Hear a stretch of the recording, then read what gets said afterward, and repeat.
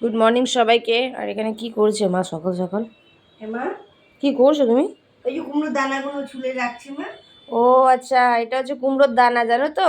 এই তোমাদেরকে বলেছিলাম না, মা কোনো জিনিস ফেলে না। তো এই কুমড়োর দানাগুলো মা শুকিয়ে শুকিয়ে, এই যে দানাগুলো যেটা আছে ভেতরের বীজটা, ওটা খুব ফায়দা হয়, খুব মানে বেনিফিট হয়, হেয়ার ভালো থাকে, স্কিন ভালো থাকে, যাদের ঘুমের সমস্যা হয় খুব ভালো থাকে, ডাইজেস্ট সিস্টেম যাদের মানে একটুখানি উইক তাদের জন্য খুব ভালো, জিঙ্ক ম্যাগনেসিয়াম সব থাকে।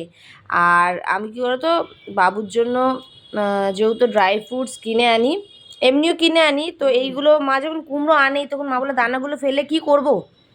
তো এইরকম এক সপ্তাহ, মা কদিন শুকিয়েছিল? এক সপ্তাহ। হ্যাঁ, এক সপ্তাহ শুকানোর পর এরকম দেখো রোদে কড়া কড়া হয়ে যায়, তারপর এই যে দানা। খুব ভালো, শরীরের পক্ষে খুব ভালো, জানো তো? তো তোমরাও এই জিনিসগুলো না ওয়েস্ট করবে না। যখন এত ফায়দা হয়, এত বেনিফিটস হয়, তখন কিন্তু এরকমভাবে তোমরা এই যে রোদে শুকিয়ে বসে থাকি যখন তখন বার করি।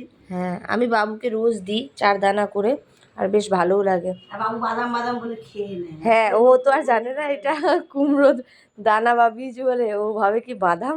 তো ওকে আমি দিই। চলো তুমি কাজ করো, ডিস্টার্ব করবো না। ভিডিওটা এখানে শেষ করলাম, টাটা করে দাও।